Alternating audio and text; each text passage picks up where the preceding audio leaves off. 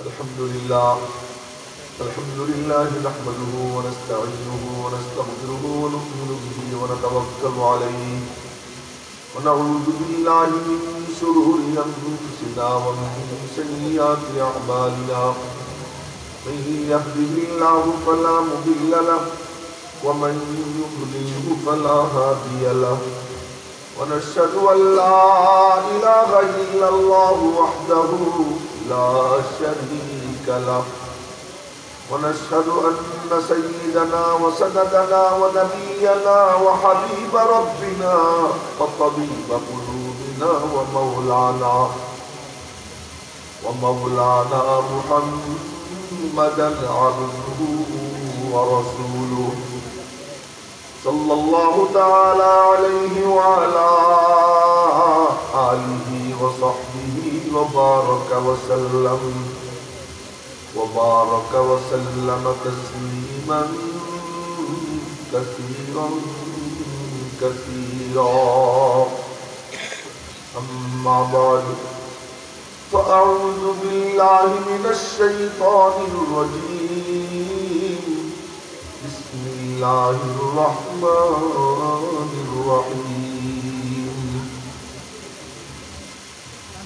والضحى والليل إذا سجى ما ودعك ربك وما قلى وللآخرة خير لك من الأولى ولسوف يعطيك ربك فترضى ألم يجدك يتيما فآوى ووجدك ضالا فهدى ووجدك عائلا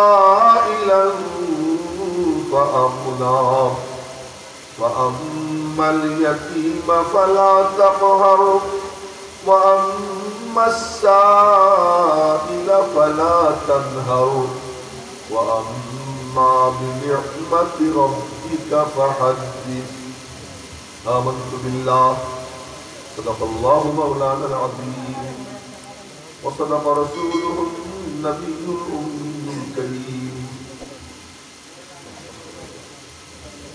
ونحن على ذلك لمن الشاهدين والشاكرين والحمد لله رب العالمين خدا در انتظار حمد مانی محمد چشم پر راہ تنانی محمد حامد حمد خدا بس خدا مدح آفری مصطفیٰ بس محمد از تمی خواہم خدا را خدایا از تحب مصطفیٰ را اللهم صل على محمد شويكم اللهم صل على محمد وعلى آل محمد كما صليت على إبراهيم وعلى آل إبراهيم إنك حميد مجيد اللهم بارك على محمد وعلى آل محمد كما باركت على إبراهيم وعلى آل إبراهيم إنك حميد مجيد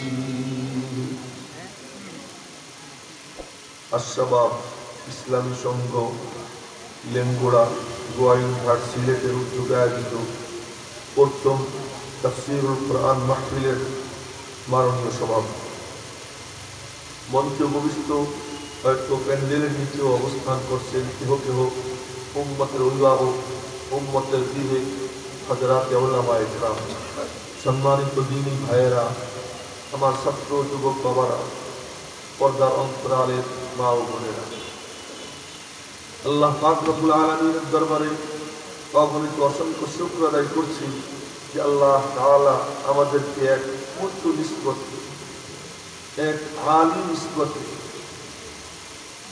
দুনিয়ার মধ্যে অন্যতম এক শ্রেষ্ঠ জায়গায় যাকে নবীজি জান্নাতের বাগান বলেছেন এই জান্নাতের বাগানে আমাদেরকে বসবার তৌফিক দান করেছেন।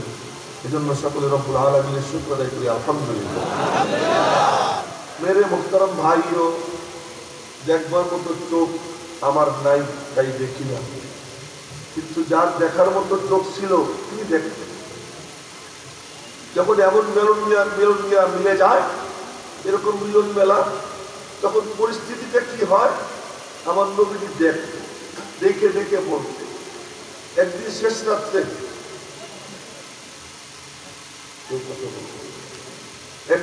রাত্রে নবীজি তাহাজ্জুদের নামাজের জন্য উঠছে। এখন আমি আপনাদেরকে যা শুনিয়েছি এটা অন্য কোনো গাল গল্প না, সহিহ বুখারী শরীফের হাদিস। একদিন নবীজি শেষ রাত্রে তাহাজ্জুদের নামাজের জন্য উঠছেন, বুখারী শরীফ কিতাবুল ইলমের হাদিস। আর এই হাদিস যখন আমি এখানে বলা শুরু করতেছি, এই সময়ে, এই সেকেন্ড থেকে এই মজলিসের মাঝে আর রওজা পাকের মাঝে কোনো বেড়া থাকবে না, কোনো দেয়াল থাকবে না, কোনো পর্দা থাকবে না। রওজা পাক থেকে সরাসরি এই মজলিসের মধ্যে নূরের তাজাল্লি করতে আরম্ভ হয়ে যাবে। একটু জোরে বলুকা সুবহানাল্লাহ। জোরে বলতে বললাম কারণটা কি? তারও কারণ আছে, এটাও হাদিসে আছে। একদিন রাত্রে, আপনারা কিন্তু মনোযোগ দিয়ে শুনেন, কথা আমি জোরে বলতে পারবো না। আমি দেখতেছি আমার আগে লাঠিওয়ালা বক্তা বয়ান করে গেছে। হ্যাঁ, ছিলেন দাঁড়াইয়া, হাতে ছিল লাঠি, আর আমি হলাম বসা, অপর দিকে একদম নিস্তেজ মরা। এই জন্য আগে শুনছেন আপনারা তেজস্বী ভাষণ, এখন শুনবেন একদম নরম কথা, ঘুম পাড়ানি কথা। একটু মনোযোগ দিয়ে শুনবেন। উপরন্ত আমি অসুস্থ, এই জন্য একটু মনোযোগ দিয়ে শুনবেন। তো বলতেছিলাম, জোরে বলতে বললাম কেন? একদিন শেষ রাত্রে নবীজি পরিদর্শনে নামছে যে কে কেমনে তাহাজ্জুদের নামাজ পড়ে, এটা দেখার জন্য বের হয়েছে। তো প্রথম গেছেন বড় হুজুরের বাড়ি, কেউ মাথা নাড়াইয়েন না, মাথাটা স্থির রাখেন, এই দিকে চাইয়ে থাকেন। সুন্নাত है मेरे पेश नजर कल्ब में अल्लाह, বলেন না একবার আল্লাহ বলে বলেন।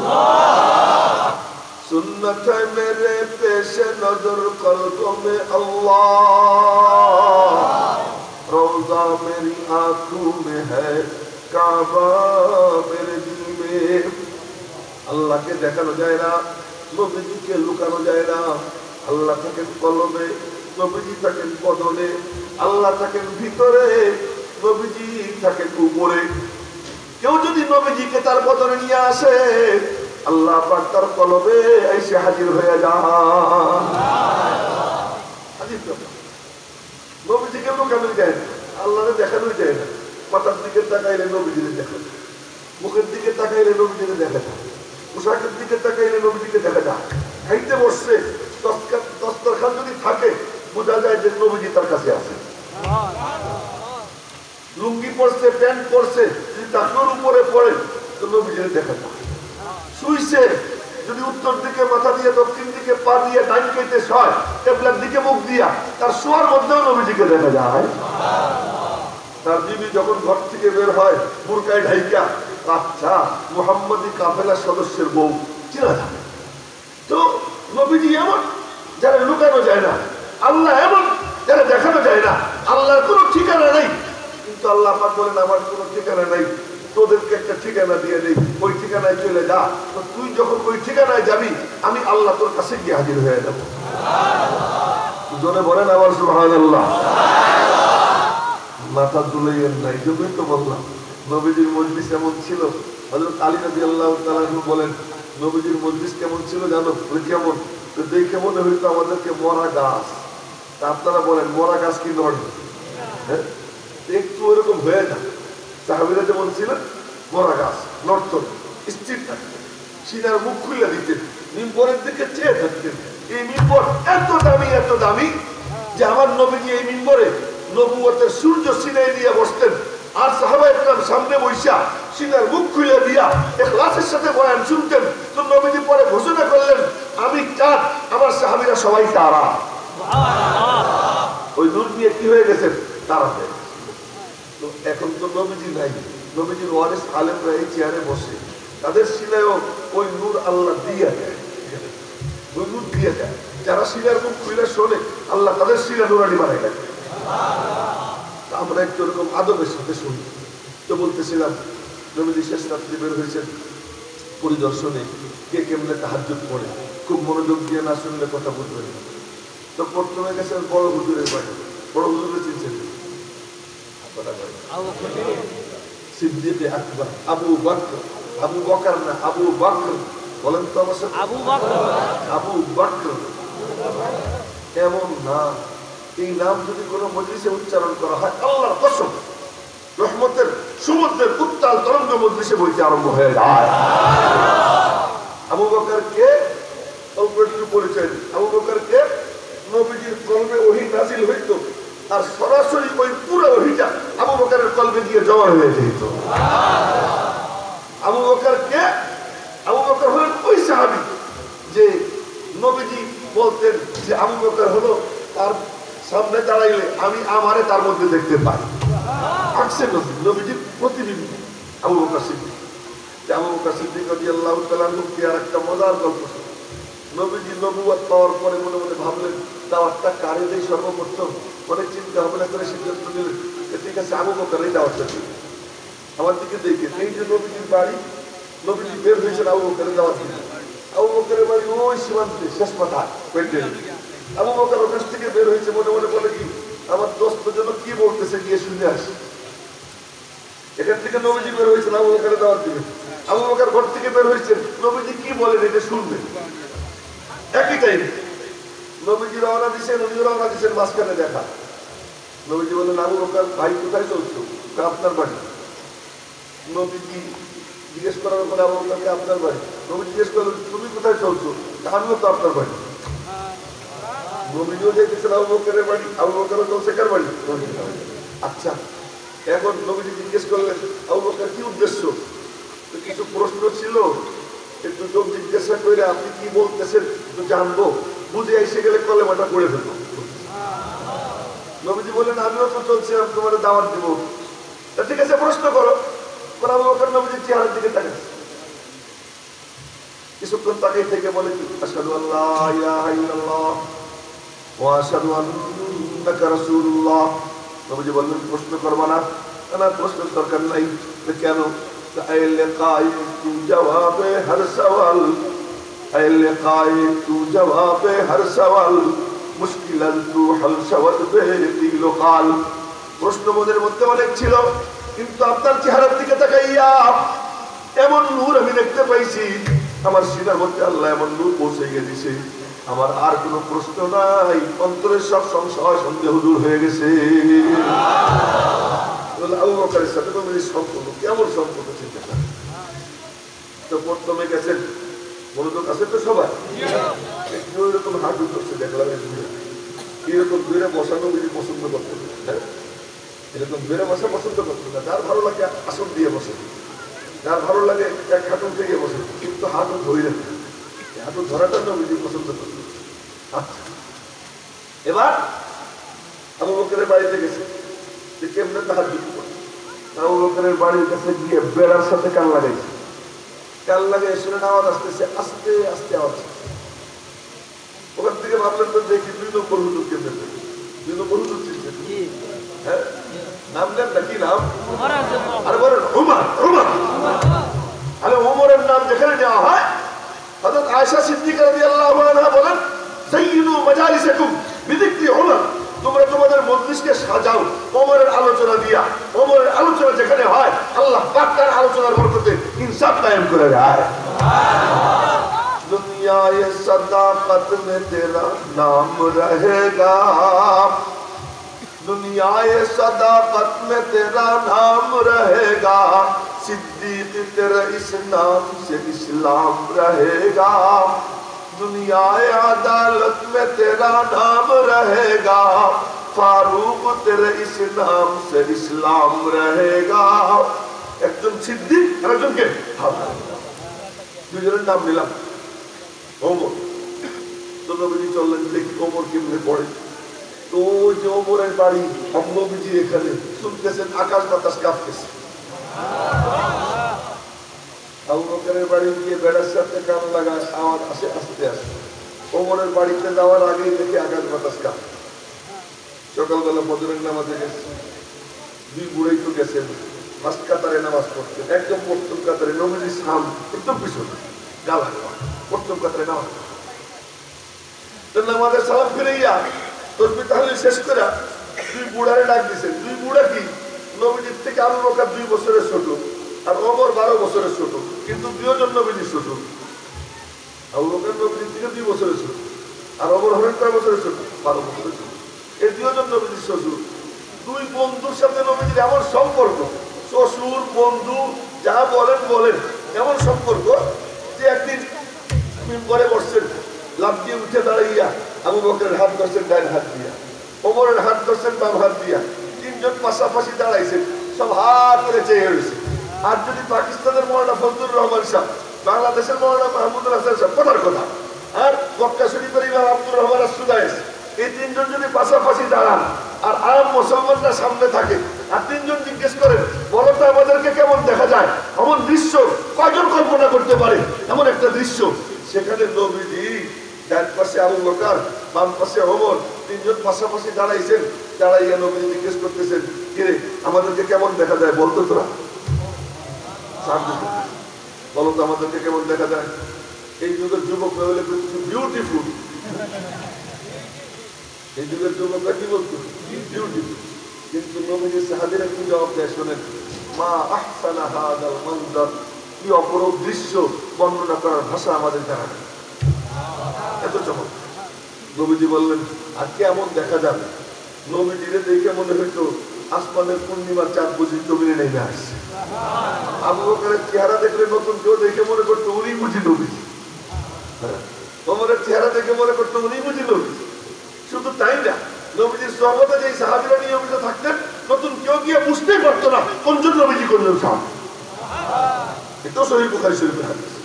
এবার তিনজনকে দেখে বলতেছি ইয়া রাসূলুল্লাহ মা আহসানা হাদাল মানজার, এ তো আর বলতে পারি না কেমন। নবীজি বললেন এই যেমন দেখতেছো ঠিক কেমন, দুই বন্ধুর দুই হাত আমার হাতে নিয়ে হাসরের ময়দানে আল্লাহ পাকের সামনে গিয়ে হাজির হব।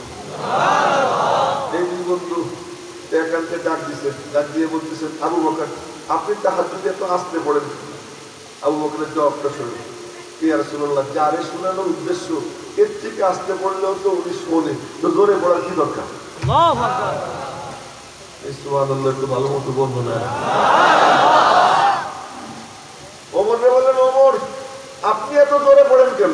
ওমরের জবাব শুনেন, যারা ঘুমাই রয়েছে ওদেরকে জাগাইয়ে দেয় আর শয়তানদের ভাগাইয়ে দেয়। যারা ঘুমাই রয়েছে ওদেরকে কি করি? জাগাই আর শয়তানদের ভাগাই। এখন আমরা কি করবো? আমরা জোরে বলবো না আস্তে বলবো? আমি আপনাদের কাছে জবাব চাই, আমি বলতেছি জোরে বলবো না আস্তে বলবো?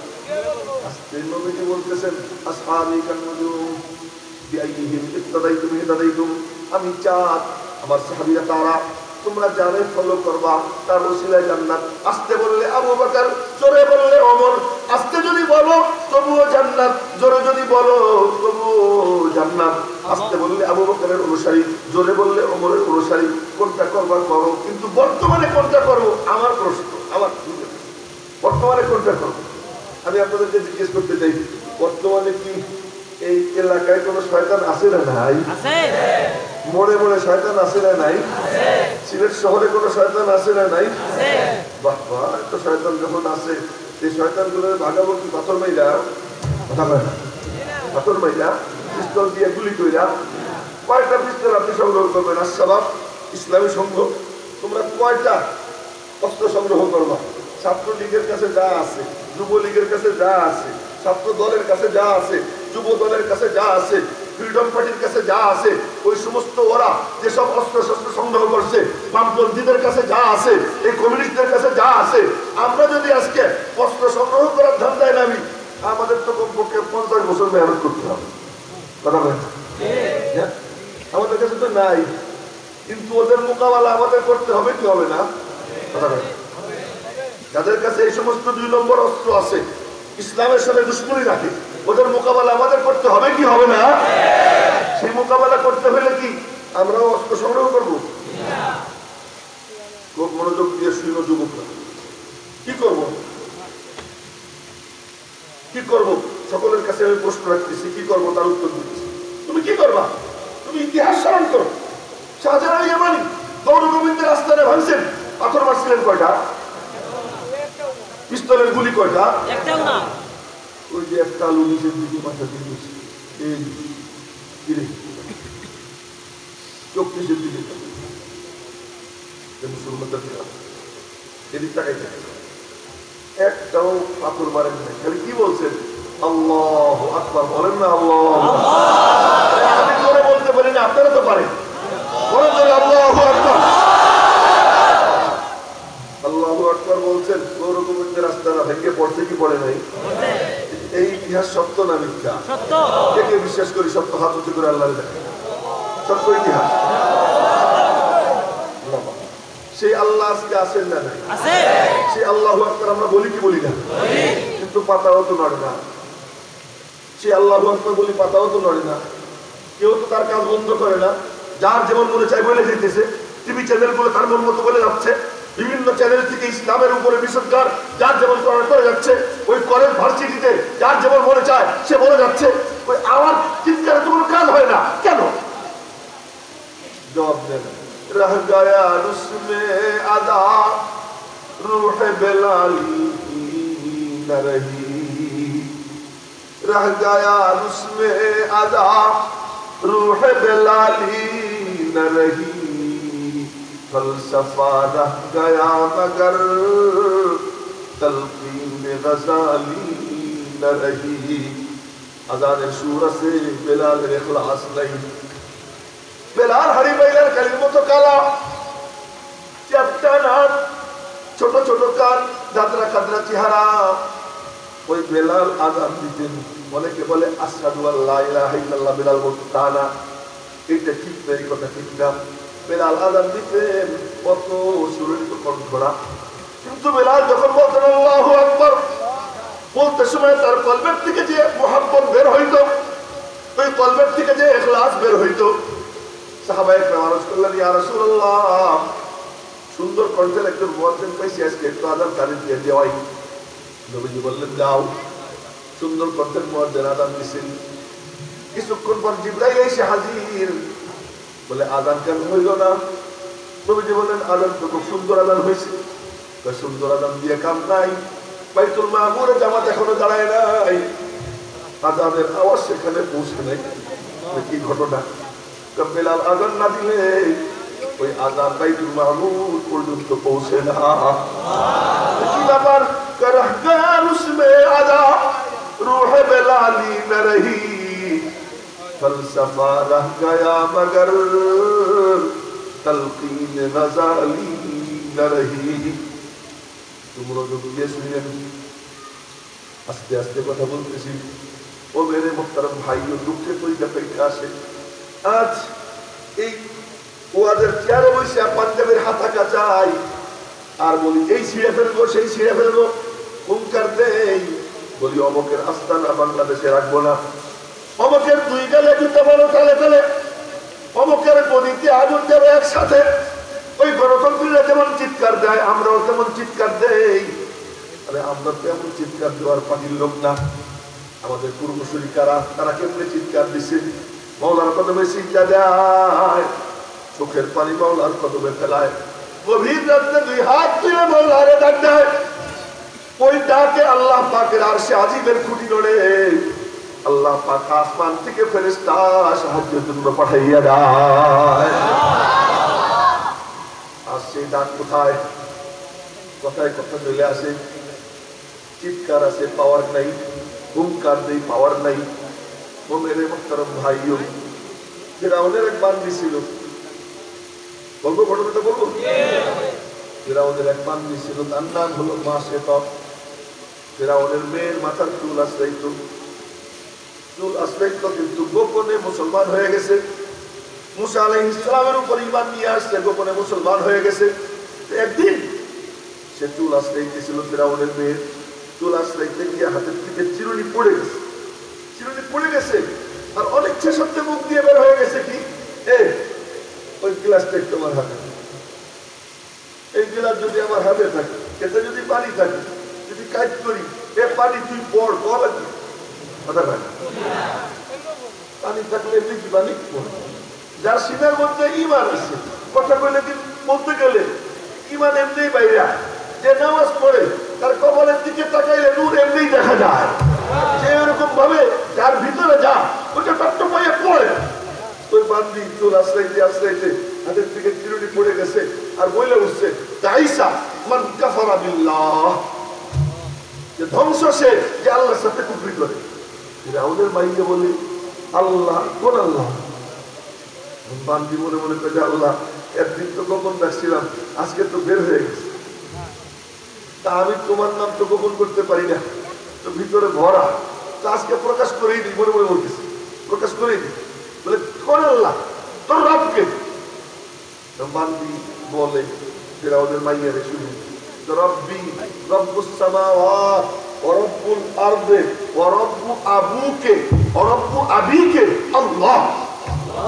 বলেন না একবার আল্লাহ। আর একবার আল্লাহ বললে আমল নামায় 70টা নেকি লেখা হয়ে যায়। সুযোগ মিলে গেছে, বলে ফেলে। আর আওয়াজ যতদূর যায় কতদূর পর্যন্ত জীব জন্তু গাছপালা তরুণতা পাট পাখালি জিন ফেরেশতা যা আছে ধুলি করা এই সব এই সুরে সুর মিলায়, এদের সকলের সব আল্লাহ পাক এই মানুষ যারা জিকির করে তাদের আমল নামায় দান করে দেয়। আরো ধরে বলেন না আল্লাহ। আজকে ওই চিৎকার দেওয়ার টাইম আসছে, পরে বলবো ওই চিৎকার দেওয়ার আজকে টাইম আসছে, এরকম ডাক দেওয়ার সময় আসছে। মেরে মুহতারাম ভাই তো বলে কি ফিরআউনের মাইয়া জিজ্ঞেস করে তোর রবকে? এই মাঝখান থেকে উঠেছে ঘুরে হইল না, একটা কথা ছিল যে পেশাবে চাপ দিচ্ছে তাই উঠবে, কিন্তু মাঝখান থেকে আর কেউ উঠবে না, একজনের কারণে পুরো মজলিসটা নষ্ট হয়ে যাবে, আর কেউ উঠেন না। আমিও বেশি সময় কথা বলবো না, অল্প সময়, কিন্তু আপনারা মনোযোগ দিয়েছেন। তো বলতেছে কি তোর রবকে? আমার রব 7 আসমান 7 জমিনের রব, তোর বাপেরও রব আল্লাহ। বলেন তো ফিরআউনের মাইয়ের যখন বলছে তোর বাপের রব, তখন তার ভিতরে কেমন আগুন জ্বলছে। আগে অগ্নি শর্মা হইয়া বন্ধন করতে করতে বাপের কাছে। মাশাআল্লাহ আমার দেওবন্দের সাথী হযরত মাওলানা রুহুল আমিন সাহেব আমার বরকত রুমে এসে গেছেন, ওনাকে আমরা সকলে স্বাগত জানাই। আসেন হযরত তাশরীফ রাখেন।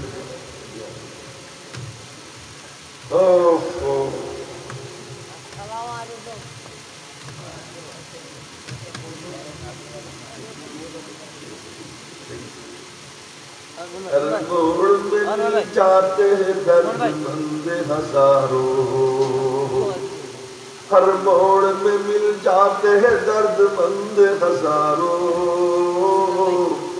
बेशक तेरी बस्ती में अदाकार बहुत है। মনে মনে বলতেছি আরে আল্লাহ কি বিজ্ঞাপন যে তুমি দিছো তোমার, সুবহানাল্লাহ সুবহানাল্লাহ।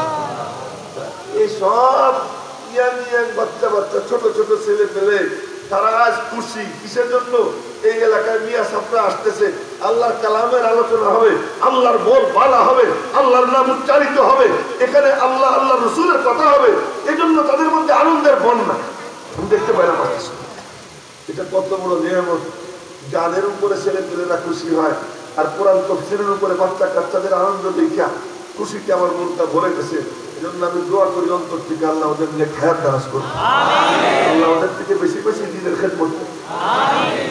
তো বলতেছিলাম মেরে মোহতারাম ভাইও, এবার বলে উঠছে 7 আসমান 7 জমিনের রব, তোর বাপেরও রব, তোর বাপেরও রব আল্লাহ। যখন শুনছে এই কথা রাগে বাপের কাছে গিয়ে নালিশ করছে, আব্বা ওর বলে রব আছে একজন, বান্দি বলে একজন রব আছে, কি এই বান্দি মাস্তা কে তোর রব? বান্দি মনে বলে কই কি আল্লাহ আজ তো আমার পরীক্ষার দিন আসছে, তুমি আমার পাশে দেখো। সে আল্লাহর সাথে গল্প করছে, তুমি আমার পাশে দেখো। তো বলতেছে আজ আমি প্রকাশ করে দেব, মালিক তুমি কাছে থাকো। এবার বলে কি ফিরআউন তোর রবকে?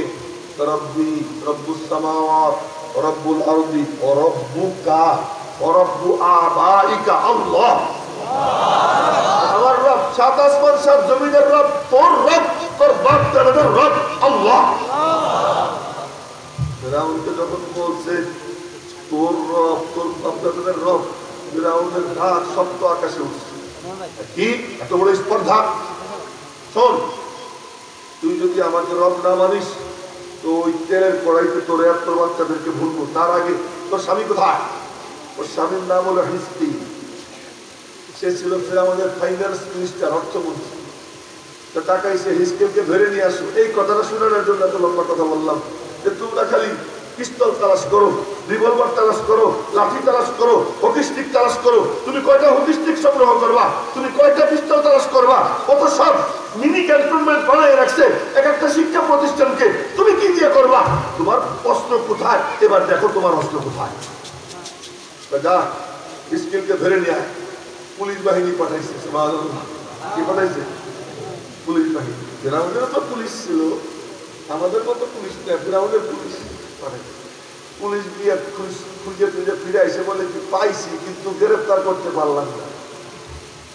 পাইছি কিন্তু গ্রেফতার করতে পারলাম না। কেন? দেখতেছি কি হিজকিল দাঁড়াইয়ে দাঁড়াইয়ে নামাজ পড়ে, আর হিজকিলের পিছনে বাঘ, ভাল্লুক, সিংহ, হিংস্র জন্তুদের 3 কাতার তার পিছনে ইক্তেদা করে নামাজ পড়তেছে।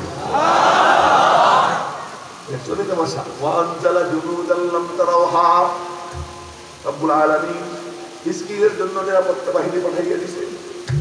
নিরাপত্তা বাহিনী বাঘ, ভাল্লুক, সিংহ।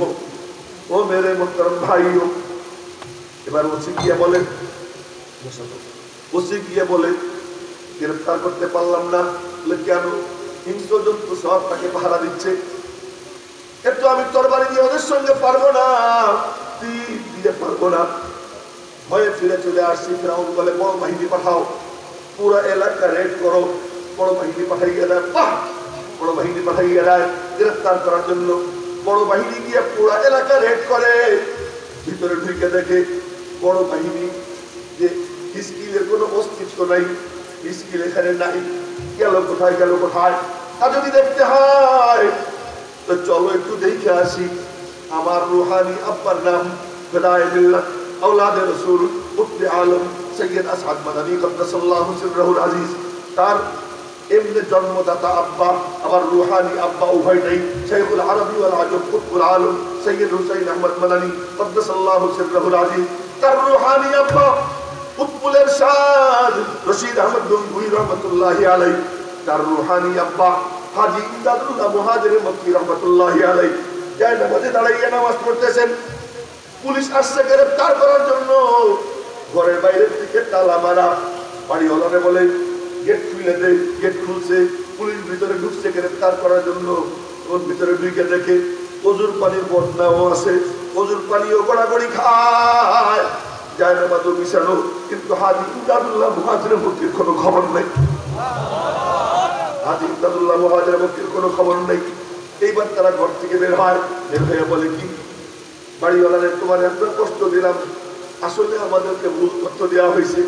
বাড়িওয়ালা মনে মনে বলে আমি তো নিজে ওনাকে যাই নামাজে দাঁড় করাইয়ে গেলাম, বাইরের থেকে তালা মেরে গেলাম, উনি গেল কোথায়? পুলিশ বিদায় করে দিয়া আমার ফিরে এসে যখন তালা খুলে ঘরে ঢুকছে, এখন নাকি আল্লাহর বান্দা ঠিকই যায় নামাজে দাঁড়াইয়ে নামাজ আদায় করতেছে।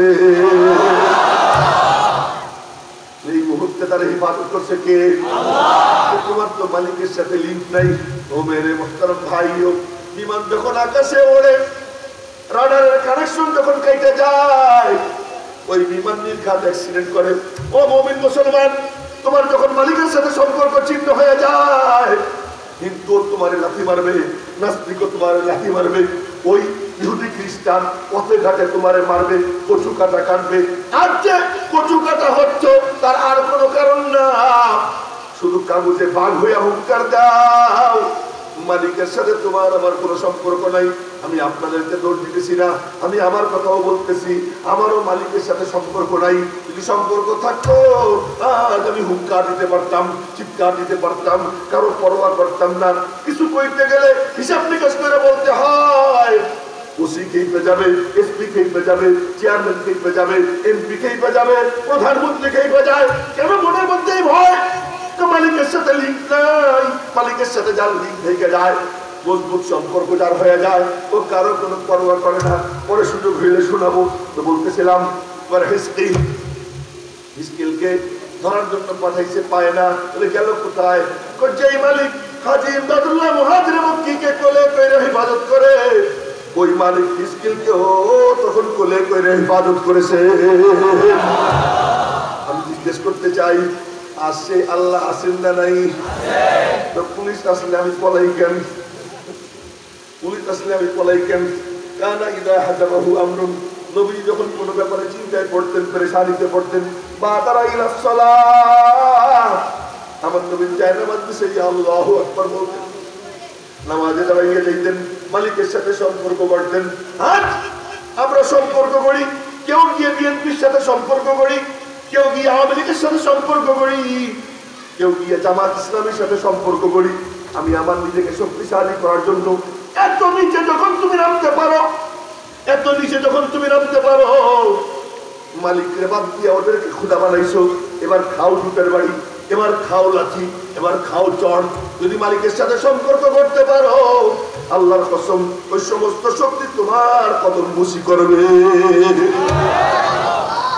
তো বলতেছিলাম, কথা তো অনেক দূর চলে গেছে, যে পাওয়ার নাই, হুঙ্কার আছে, পাওয়ার নাই। শাহজালাল ইয়ামানি আল্লাহু আকবার বলছেন, মালিকের সাথে সম্পর্ক নিয়ে তো গৌর গোবিন্দের আস্তানা ভেঙে পড়ছে কি পড়ে? ভালো করে কয় না কেন? পড়ছে কি পড়ে? তো আজকে সেই পাওয়ার আমাদের না থাকার কারণে আমরা চিৎকারই নেই, ওই আল্লাহু আকবার বলি, ওরা জয় বাংলা কয়, ওরা বিএনপি জিন্দাবাদ, ওরা আওয়ামী লীগ জিন্দাবাদ, আমারও এরকম আল্লাহু আকবার, সবকে ভালো মাত্র কাগজে স্লোগান হয়ে গেছে। ওই রকম পাওয়ারফুল কিছু হয় না মেরে মোহতারাম ভাইও। তাই বলতেছিলাম, কথা অনেক দূর চলে গেছে, যে কথা বলতেছিলাম ওইদিকে ফিরে যাব।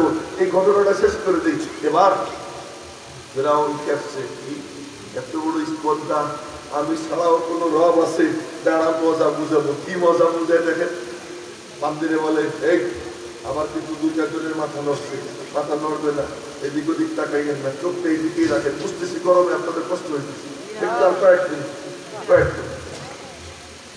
এবার ফেরাউন বলছে, বান্দি জি যাবা, ওই দেখ ফুটন্ত তেলের কড়াই, তোমরা এমনি এমনি আল্লাহকে চাও, দেখো তো কেমনি আল্লাহরে পায়। ওই যে ফুটন্ত তেলের কড়াই, এর মধ্যে তোর বাচ্চা দিতে প্রথম ভুলবো, একটা বাচ্চার বয়স 4-5 বছর, যে মা মা বলে ডাকতে পারে, মায়ের আঙ্গুল ধরে হাঁটতে পারে, কিছু কথা বলতে পারে, আর একটা বাচ্চা বুকের দুধ খায়। দেখ, তুই যদি আমার রব না মানিস, তাহলে ওই তেলের কড়ার মধ্যে আগে তোর বাচ্চা ভুলবো, পরে তোরে ভুলবো। ওই মহিলা মুসকি হাসি দিয়ে বলে, রাউন বাচ্চা তোমার তো 2টা, আল্লাহ যদি 100 দিত, আল্লাহ যদি 100টাও দিত, ওই 100টাও ভুলতাম, তবুও তো আমার মালিককে ছাড়তাম, তবুও তো মালিককে ছাড়তাম না। তুমি বলতেছো 2টা ভুলবা, বলো।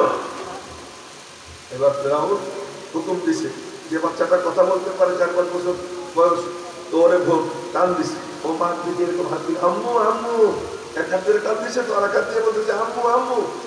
মা পাশানের মতো নিচের দিকে তাকাই দিচ্ছে, মনে মনে বলে, আল্লাহ তুমি আমাকে ধৈর্য দাও, তৌফিক দাও, আমি তোমার জন্য ওরে ভুলতেছি, আল্লাহ তুমি আমার দিকে তাকাইয়া মুচকি হাসি দিয়ে না। মেয়েটারা গান মারে, ফুটন্ত তেলের কড়ার মধ্যে যতক্ষণ ফেলতেছে, ও চিৎকার দিচ্ছে আম্মু আম্মু, আর ও মা নিচের দিকে তাকাই রয়েছে, ঘুমতেছে, আওয়াজ হইতেছে ভুনার আওয়াজ, ফুটন্ত তেলের কড়ার ভুনার আওয়াজ, মার কানে যা, পাশানের মতো নিচের দিকে তাকাই রয়েছে, চোখ দিয়ে কোনো পানিও আসে না। আল্লাহ আরে কাঁচামরিচ খাইতে সময় ঝাল লাগে, তবুও মজা লাগে, চুল খাইতে সময় রক্ত বের হয়, তবুও মজা লাগে। কেউ যদি আল্লাহর জন্য ত্যাগ আর কুরবানির শিকার হয়, আঘাত লাগে, রক্ত পড়ে, কিন্তু আল্লাহ তারা মজাটা খাইয়ে দেয়, দেখো কেমন মজা। ওই ঘুণা হইতেছে, ওই ঘুণা হইতে হইতে মা চোখ বন্ধ করে আসে, এবার দেখে এটা বলতেছে, আম্মু জান্নাতে পৌঁছে গেছি, তোমার অপেক্ষা আছে, জান্নাতে পৌঁছে গেছি, তোমার অপেক্ষা আছে। মা তো বুঝে ফেলছে, যাক সমস্যা নেই। এবার দুধ খাইতেছিল যে বাচ্চা, ওই বাচ্চাটারে টান মারছে, মা দিয়ে দিচ্ছে, দাঁড়িয়ে না, ওটারও ঘোরা শুরু করছে। ও শেষ পর্যায়ে যখন গেছে, এবার দেখে কি ওই পিচ্ছি মেয়ে বলতেছে, আম্মু আপুর কাছে পৌঁছে গেছি, আমরা 2 বোন মিলে তোমার অপেক্ষায় আছি। জান্নাত এমনি এমনি চাও, আল্লাহ সন্তুষ্টি এমনি এমনি চাও, আল্লাহর জন্য কিছুই করবে না, আর তুমি আলিশান বালাখানায় থাকবা, তুমি মনে করছো শুধু ভালো গাড়িতে চড়া, রেসপেক্ট করা, আসসালামু আলাইকুম, এইটাই শুধু ইজ্জত। আরে কখনো যদি দাড়ি ধরে তোমার থাপড়ায়, এটাও ইজ্জত। যদি আল্লাহর জন্য হয়, যদি তোমাকে পায়ের নিচে বাড়ায়, কিন্তু যদি আল্লাহর জন্য হয়, তাহলে ওই বেইজ্জতের মধ্যে আল্লাহ পাক ইজ্জত রেখে দিয়েছে। পর্যন্ত তেলের কড়াইয়ের মধ্যে তোমার ভুলবে, ওর মধ্যে আল্লাহ তোমার জন্য কি ইজ্জত রেখে দিয়েছে। আজ আমরা শুধু ইজ্জত মনে করি, চেয়ার দিলে ইজ্জত, বাহবা দিলে ইজ্জত। আরে শাইখুল ইসলাম হুসাইন আহমদ মাদানী পাগড়ি খুইলা জুতা দিয়ে মারাইছে, বেইজ্জত হয়েছে নাকি? আল্লাহ কি দিছে? ইজ্জত। তুমি খুইলা তুমি জুতা দিয়ে মারাইছে, কিন্তু ওনার কি হয় নাই? বেইজ্জত হয়। কি হয়েছে ওনার? কি হয়েছে? সুবহানাল্লাহ, কি হয়েছে? রওজা পাকের পাশে বসে হাদিস পড়াইতেছেন, বসে রয়েছেন এই পাশে, ওই যে রওজা, সামনে ছাত্ররা এরকম ঘুরে বসা, উনি পড়াইতেছেন। এক পর্যায়ে বললেন, কে মিয়ারা, আমার নবীজি কবর মুবারকে জিন্দা বলছে। ছাত্রদের মধ্যে একজন প্রশ্ন করে, মরা মানুষ কেমনে জিন্দা হয়? আরে বাবা, বলতেছি তিনি জিন্দা, নবী হায়াতুন নবী কবর মুবারকে। ওই ছাত্র বারে বারে প্রশ্ন করে, জজ ভাই এসে বললেন কি, তোরা পিছনের দিকে তাকা।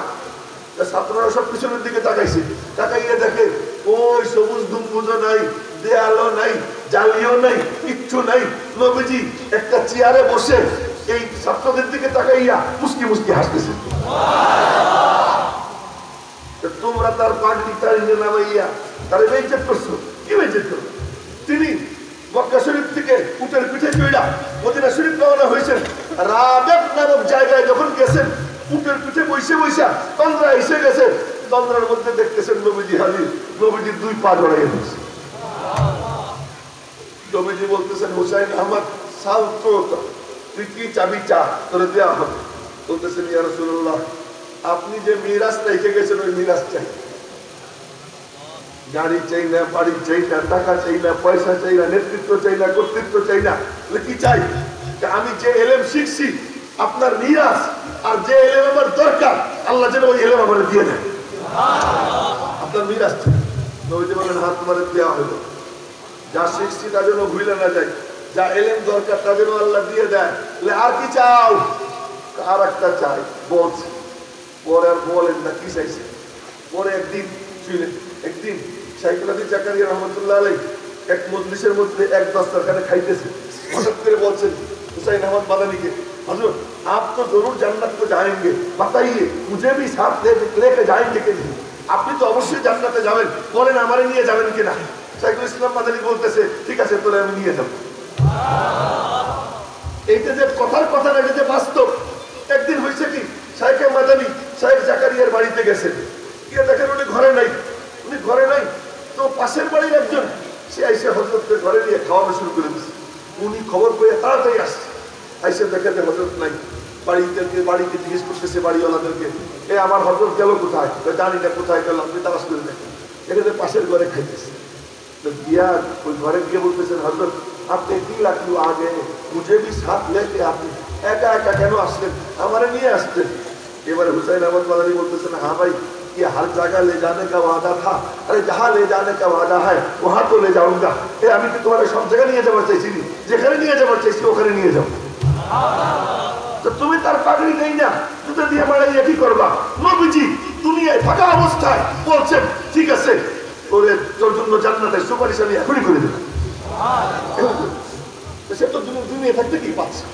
আজ আমরা মনে করি কি ইজ্জত কোনটা, সবাই আমার স্লোগান দিয়া চেয়ারে বসাবে, এই যে ইজ্জত। আমি যদি কথা বলতে যাই একজন বলবে এমন আমি চুপ করো, আমি বেইজ্জত হয়ে গেলাম। না না না, আমি কথা বলতে গেছি আল্লাহর, কেউ আমাকে জুতে মারলো, বেইজ্জত না। আল্লাহর জন্য বললে ওই জুতাটাই ইজ্জত, ওই জুতাটাই ইজ্জত। আজ ইজ্জতের বাটপাটি হয়ে গেছে কি শুধু রমরমা, তেল তেলা আর উঁচু আসন, এসি গাড়ি, এসি বাড়ি, এই সমস্ত আরামায়েশ আর শুধু স্লোগান রেসপেক্ট, এটি হলো ইজ্জত না। ইজ্জত কইটা যদি মালিকের সাথে সম্পর্ক থাকে তাহলে ইজ্জত। মেরে মোহতারাম ভাই, এরপর ওই বাচ্চারেও ভুলছে, গুনার পরে এইবার কর্তুন ধরছে, এবার তোর পালা। তো বলে মনো ফেরাউন তোমার কাছে একটা অনুরোধ। কি অনুরোধ? আমাদের 3 জন গুনার পরে 3 জনের হাত একখানে একটু কুইতে রাখতে অনুরোধ করতেছি। ফেরাউন বলে ঠিক আছে কুইতে রাখ। তো কুইতে রাখছে। নবীজি মেরাজে যাওয়ার সময় মিশরে নামছেন, 2 রাকাত নামাজ পড়লেন। জিবরাইল বলে এখানে 2 রাকাত নামাজ আদায় করেন। নবীজি বলতেছেন জিবরাইল নামাজ তো আদায় করবো পরে, আগে বলো জান্নাতের ঘ্রাণ পাইতেছি। এই মিশরের ভূমিতে এখানে জান্নাতের ঘ্রাণ পাইতেছি, জান্নাতের ঘ্রাণ করতে আসে। তখন জিবরাইল বললেন এই পুরা কাহিনী যে ওই বান্দি আল্লাহর জন্য তার 2 কন্যাকে নিয়ে যে ত্যাগ আর কুরবানির শিকার হয়েছে, আল্লাহ পাক যেদিন তাদের হাত এখানে পুতা হয়েছে সেদিন থেকে আল্লাহ পাক এই জায়গা থেকে জান্নাতের ঘ্রাণ চালু করে দিয়েছে। কথা মেলা দূর চলে গেছে। বলতে চাচ্ছিলাম যে আমরা হুঙ্কার দেই, পাওয়ার হয় মালিকের সাথে কি দিয়া সম্পর্ক দিয়া। আজকে সেই মালিকের সাথে আমাদের সম্পর্ক কি হয়ে গেছে? নষ্ট হয়ে গেছে। তাই বলছিলাম যে আমরা আসতে বললে আবু বকর, জোরে বললে ওমর, মনে আছেন? আসতে বললে আবু বকর, জোরে বললে কি কার অনুসরণ করবো? যদি আমরা আসতে বলি আবু বকরের অনুসরণ হয়, জোরে বলি ওমরের অনুসরণ হয়। কিন্তু বর্তমান যুগের চাহিদা জোরে বলো কেন? নাস্তিক, মুরতাদ, বান্দর চতুর্দিকে ছড়িয়ে ছিটিয়ে আছে। তোমরা ভালো করে মনে রেখো, ওদেরকে দেখতে মোটা দেখা যায়, ওদের হুঙ্কার অনেক বড় মনে হয়। ঠিক যেমন নাকি এখানে হাজার হাজার মানুষ, কিন্তু পাশে যদি একটা কুত্তা ঘেউ ঘেউ করে আমাদের মাইক বন্ধ হয়ে যাবে। কথা বলে কুত্তা যদি পাশে এসে একটা ঘেউ ঘেউ করে এই মাইক কেনাওয়ালা চলবে।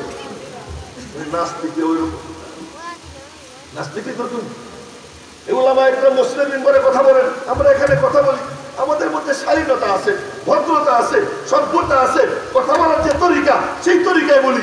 কিন্তু ওই নাস্তিক যখন বলা শুরু করে ওর মুখে তো কোনো লাগাম নাই, ও তো কুত্তার থেকেও খারাপ, ঘেউ ঘেউ করে। ওর ঘেউ ঘেউ শুনে মনে হয় কি কত কুত্তা, পরে গিয়ে দেখি কুত্তা একটা কুত্তা এসে ঘেউ ঘেউ শুরু করুক, মনে হবে যেন কতগুলো, কিন্তু গিয়ে দেখবো কয়টা? একটা। আর এখানে মানুষ দিকে কয়েক হাজার, আওয়াজ কতটুকু আছে? আওয়াজ কিন্তু কুত্তাটা কি হয়? আওয়াজ হয়। আপনাদেরকে আমি একটা সুসংবাদ দিচ্ছি, নাস্তিক, মুরতাদ, বলকারের সংখ্যা বাংলাদেশে কেমন জানেন? সাদা গাভীর চামড়ায় যেমন কালো চুল বা কালো গাভীর চামড়ায় যেমন সাদা চুল, ঠিক ওদের সংখ্যাও ঠিক এরকম। তাই ওদের ব্যাপারে ঘাবড়ানোর কোনো দরকার নেই। আমার নবীজি সুসংবাদ দিয়ে গেছেন, আপনাদেরকে বলতেছি, সুসংবাদ দিয়ে গেছেন। বুখারী শরীফের হাদিস, নবীজি বলেন উরিতু ফিল মানাম, ভালো করে শুনেন, কান খাড়া করে শুনেন। নবীজি বলেন উরিতু ফিল মানাম, স্বপ্নে দেখি, কান্না ফি ইয়াদাইয়া সেওয়ারান মিন যাহাব, মনে হইতেছে আমার 2 হাতে স্বর্ণের 2টা চুড়ি। স্বর্ণ পুরুষের জন্য হারাম না হালাল? হারাম না? নবীজি দেখতেছেন তার হাতে স্বর্ণের চুড়ি স্বপ্নে। ফাআহাম্মানি শানুহুমা, এই স্বর্ণের চুড়ি 2টার অবস্থান আমাকে খুব চিন্তিত করে তুললো।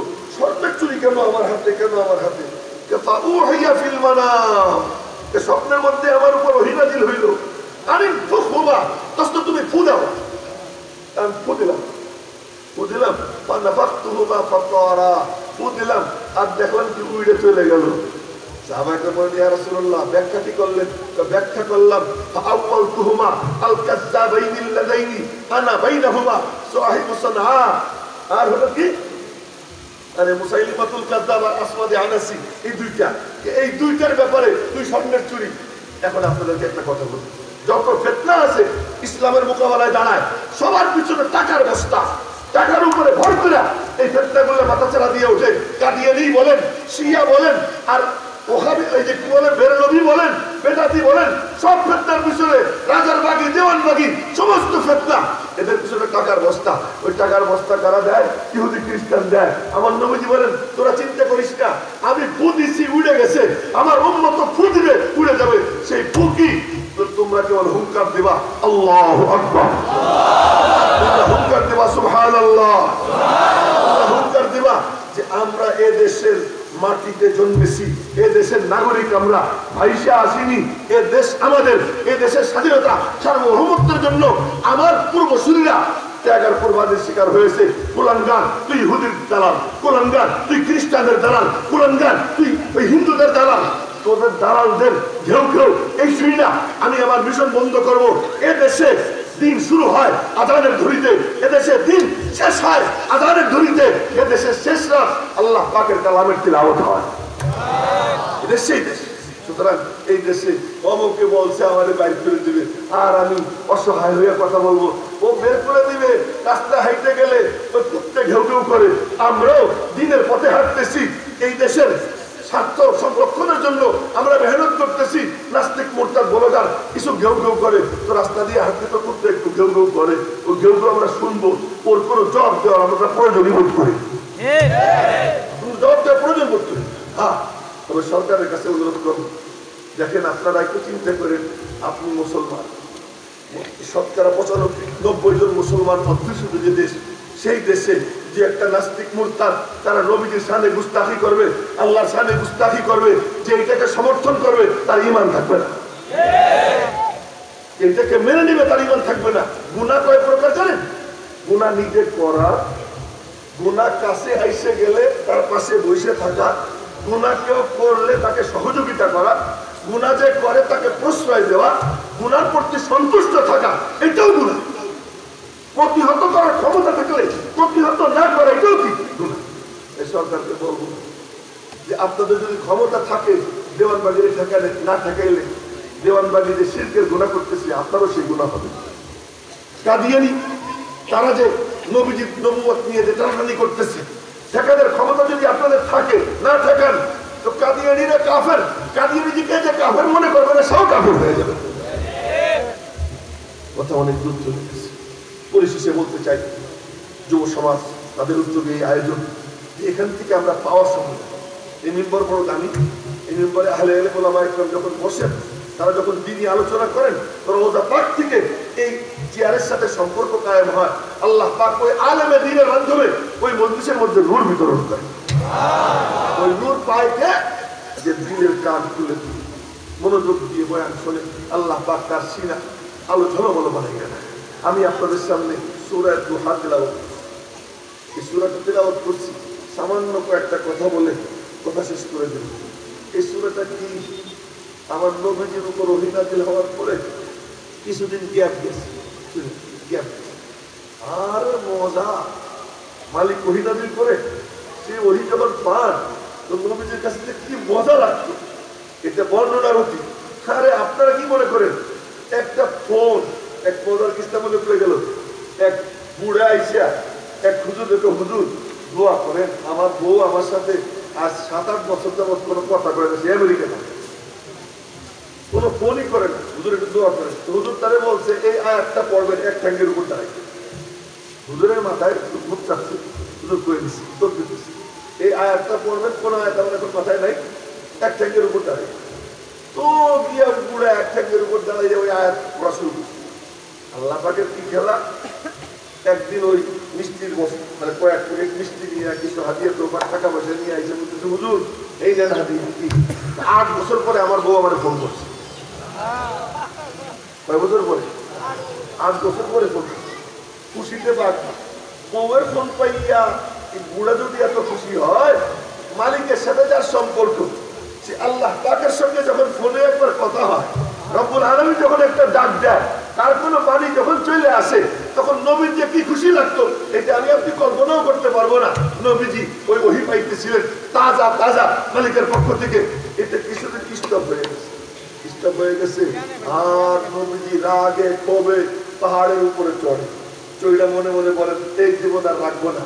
তখন উপর থেকে ডাক আসে, ইয়া মুহাম্মদ, বলেন না সাল্লাল্লাহু আলাইহি ওয়াসাল্লাম, ইয়া মুহাম্মদ ইন্নাকা লা রাসূলুল্লাহি হাক্কা, হে দোস্ত তুমি সত্য রাসূল।